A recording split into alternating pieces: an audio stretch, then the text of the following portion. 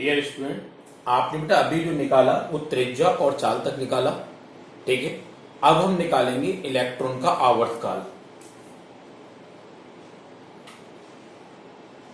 Electron का आवर्तकाल, आप जानते हो आवर्तकाल किसे कहते हैं? इलेक्ट्रॉन को अपनी स्थायी कक्षा में एक चक्कर पूरा करने में जितना समय लगता है वो उसका आवर्तकाल कहलाता है। आवर्तकाल को कैपिटल टी से व्यक्त करते हैं तो टी बराबर हो गया एक चक्कर में तय दूरी बटे इलेक्ट्रॉन की कक्षीय चाल, यानी Tn बराबर हो गया 2 पाई Rn अपॉन Vn। यहां Rn nवीं कक्षा की त्रिज्या और Vn nवीं कक्षा की चाल है। Rn nवीं कक्षा की त्रिज्या, Vn nवीं कक्षा की चाल है। ठीक है, आपने बेटा इनके मान निकाले थे तो आपको ध्यान है Rn का आपका जो मान आया था वो क्या आया था आपका epsilon naught n square h square बटे pi small n z e square. ये आपका Rn का मान आया था।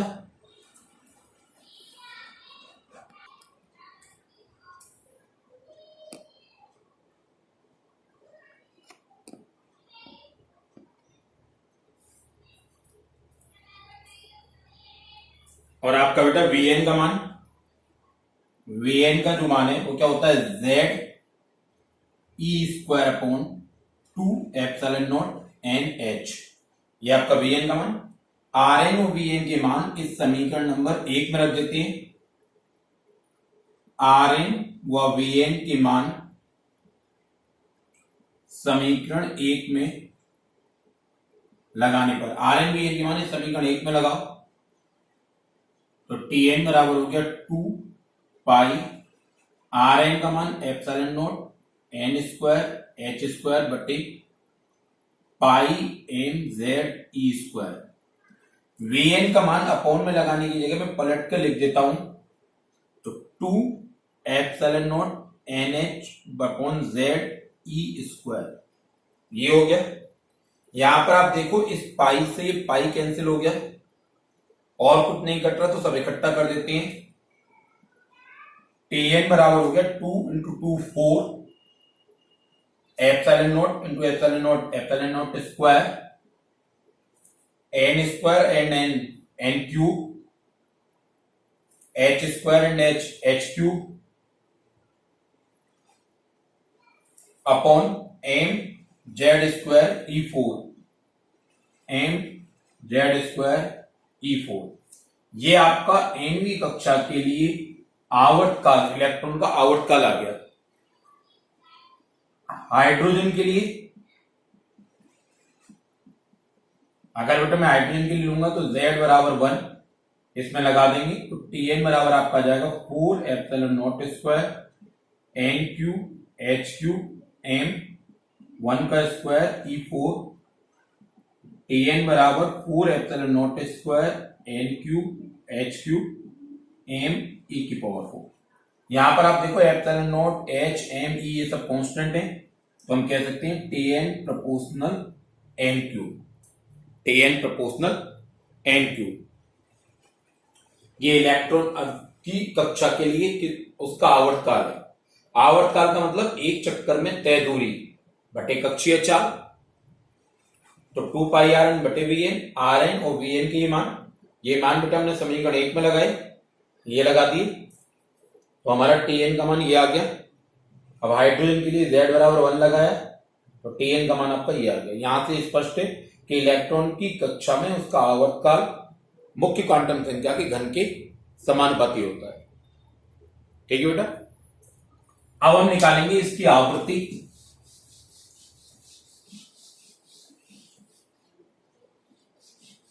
ये हमारे काम आएगा इसलिए हम सभी लिखा रह देते हैं आपके लिए। आपको अब हम निकालेंगे इलेक्ट्रॉन की आवृत्ति। इलेक्ट्रॉन की आवृत्ति, आवृत्ति का मतलब आप जानते हो, आवृत्ति का मतलब है इलेक्ट्रॉन के द्वारा एकांक समय में लगाए गए चक्रों की संख्या। आवृत्ति को हम Fn से व्यक्त करते हैं, तो Fn बराबर हो जाएगा 1/Tn, जहां Tn आपका आवर्तकाल है। Fn Nv कक्षा में इलेक्ट्रॉन की आवृत्ति, Tn Nv कक्षा में इलेक्ट्रॉन का आवर्तकाल। हम जानते हैं Tn बराबर आपका क्या था 4 ε0 square n cube h cube m z square T4, ये आपका Tn का मान है। अतः आवृत्ति Fn बराबर हो गया mz square E4/4 ε0 square n cube h cube. ठीक है, ये आपकी आवृत्ति का व्यंजक आ गया। अगर हम हाइड्रोजन के लिए निकालें तो z बराबर 1 लगाएंगे बेटा इसमें, तो ये आपका होगा Fn बराबर m 1 का square E4/4 ε0 square n cube h cube. Fn बराबर m E4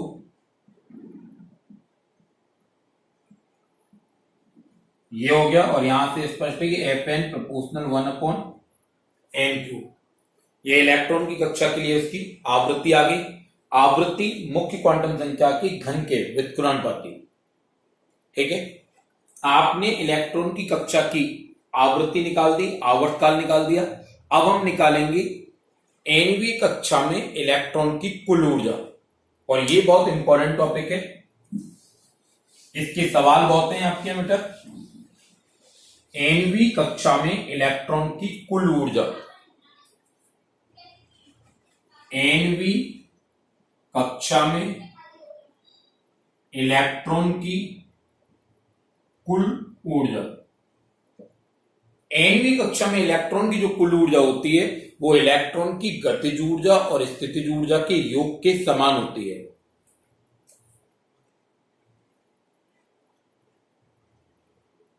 Nv कक्षा में इलेक्ट्रॉन की कुल ऊर्जा En बेटा बराबर होता है Kn प्लस Un, और ये हमारा समीकरण नंबर 1 है। Kn का मतलब है Nv कक्षा में इलेक्ट्रॉन की गतिज ऊर्जा, और Un का मतलब है बेटा Nv कक्षा में इलेक्ट्रॉन की स्थितिज ऊर्जा।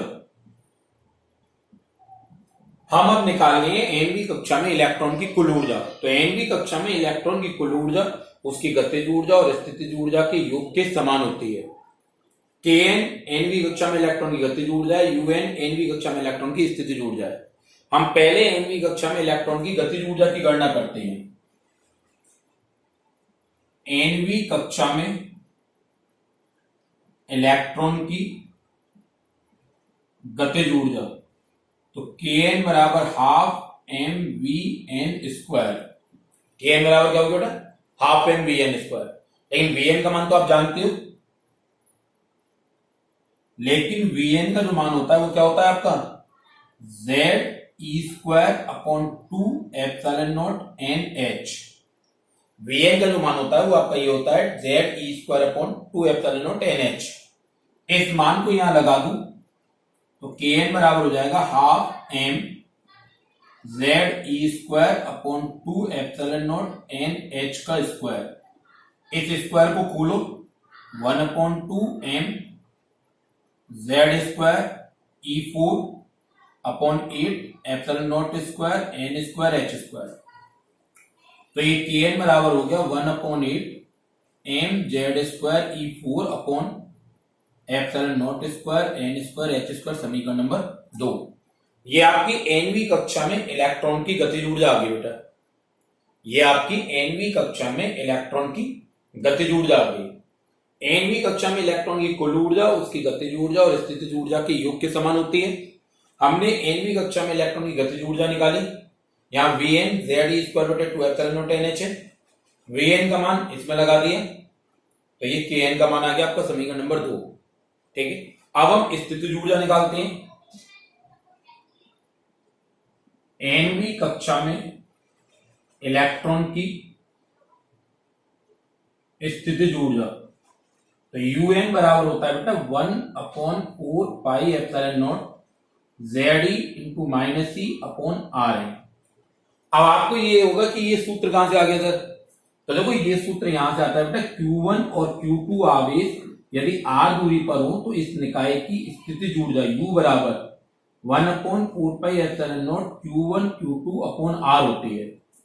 ये आप अभी आगे जब आप तीसरा चौथा चैप्टर पढ़ोगे वहां आपको पढ़ने को मिलेगा स्थिर वैद्युत में कि अगर दो आवेशों का निकाय हो तो उसकी स्थितिज ऊर्जा ये होती है U बराबर 1/4 pi epsilon not Q1 Q2 upon r। और आपके यहाँ दो निकाय में एक नाभिक है दूसरा इलेक्ट्रॉन है, इसलिए नाभिक के लिए आपका जेड ई आ गया और ये इलेक्ट्रॉन के लिए माइनस ई आ गया। यहां पर भी वही बात कि लेकिन आर एन का जो मान है वो तो आपको पता है,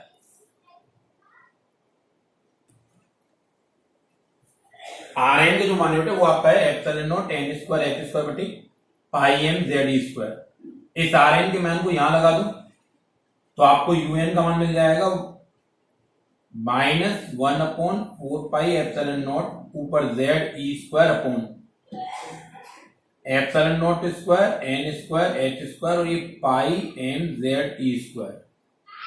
ये आर एन का मान लग गया बेटा।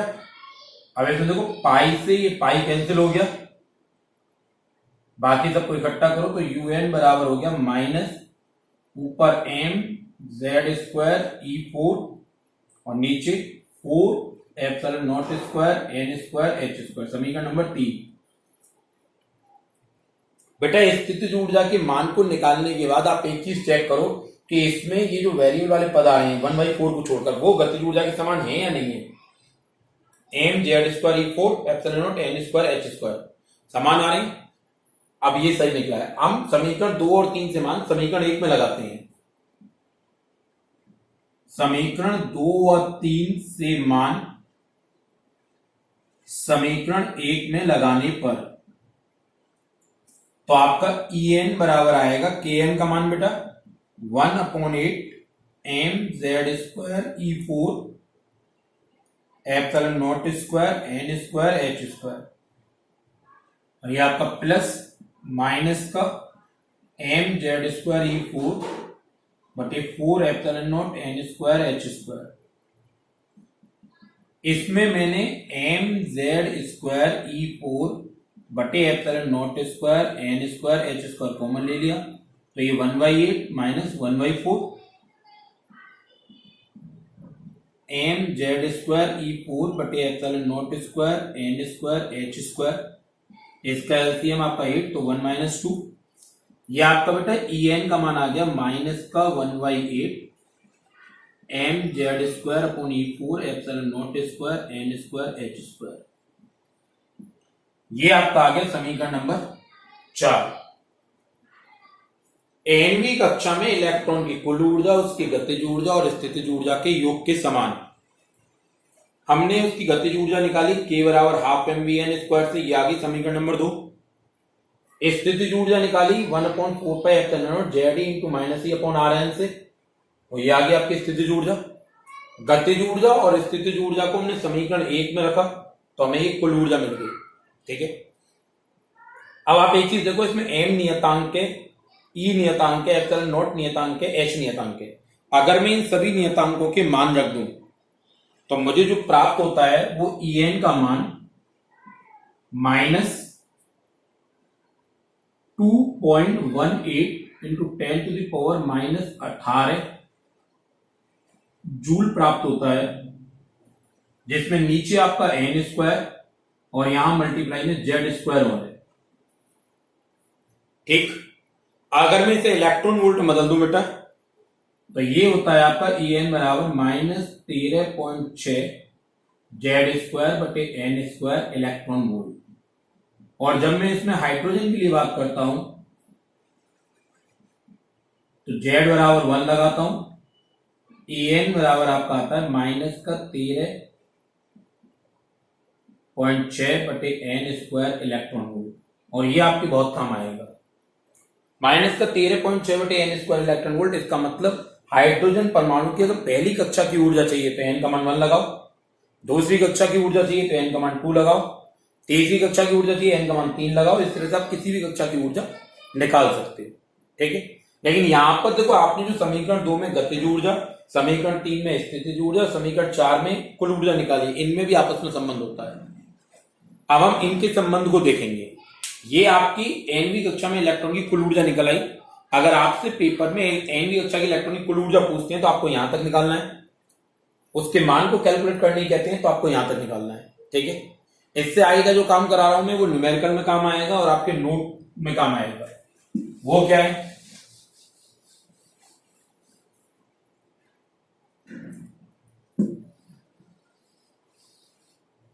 आप देखो एनवीं कक्षा में इलेक्ट्रॉन की गतिज ऊर्जा के एन, इसका मान बेटा आपको प्राप्त हुआ 1/8 M Z square E 4 upon epsilon naught square N square H square. ये समीकरण नंबर 1 मान लिया मैंने। एनवीं कक्षा में इलेक्ट्रॉन की स्थितिज ऊर्जा यूएन बराबर आपको प्राप्त हुई बेटा -1/4 M Z square E 4 upon epsilon naught square N square H square. समीकरण नंबर 2 मान लिया इसे मैंने।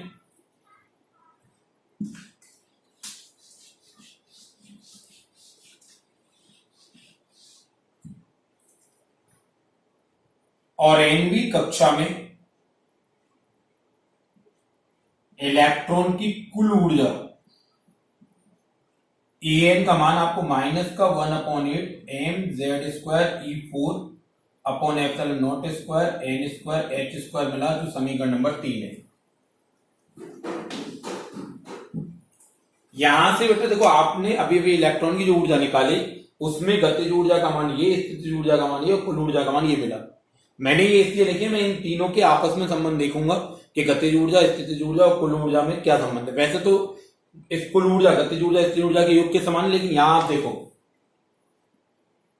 समीकरण 3 में समीकरण 1 का भाग दे दें आप तो आपको क्या मिलेगा, E N upon K N बराबर ए एन का मान -1/8 M Z square E 4 upon epsilon naught square N square H square.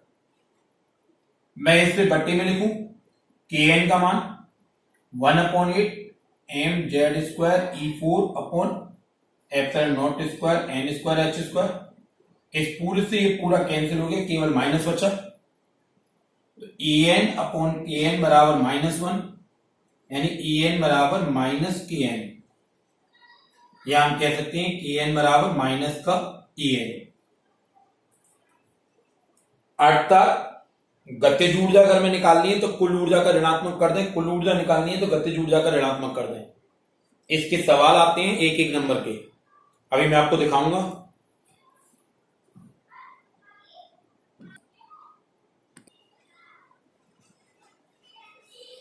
अब बेटा आप समीकरण 3 में समीकरण 2 का भाग दो। समीकरण 3 बटे समीकरण 2, तो यहां पर क्या हुआ, ई एन बटे यू एन बराबर -1/8 M Z square E 4 upon epsilon naught square N square H square upon -1/4 M square Z square E 4 upon epsilon naught square N square H square. ये आ गया आपका। अब इसमें ये पूरा इससे कैंसिल, 1 से 1 कैंसिल, ये 4 कहां पहुंचेगा ऊपर, तो आपका En अपॉन UN बराबर 4/8 1/2, तो En का मान हो गया UN अपॉन 2, या हम कह सकते हैं UN बराबर 2En।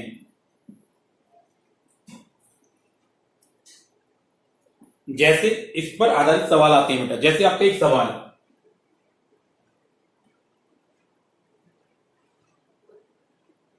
हाइड्रोजन परमाणु में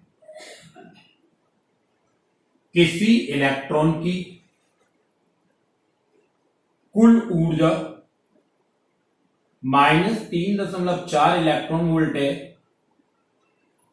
उसकी गतिज ऊर्जा व स्थितिज ऊर्जा ज्ञात करो। जैसे बेटा ये एक सवाल है, इस पर आधारित हाइड्रोजन परमाणु में किसी इलेक्ट्रॉन की कुल ऊर्जा -3.4 इलेक्ट्रॉन वोल्ट है, उसकी गतिज ऊर्जा और स्थितिज ऊर्जा ज्ञात करो। आपको दिया है इलेक्ट्रॉन की कुल ऊर्जा En बराबर -3.4 इलेक्ट्रॉन वोल्ट, आपसे उसकी गतिज ऊर्जा पूछिए, आपसे उसकी स्थितिज ऊर्जा पूछिए।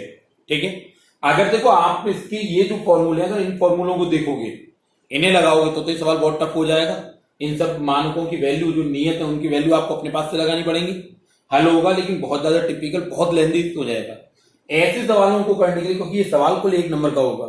हम ये जो हमारे रिजल्ट निकले हैं इनसे निकालते हैं। जैसे आपको गतिज ऊर्जा चाहिए तो गतिज ऊर्जा Kn बराबर क्या होता है, माइनस का En।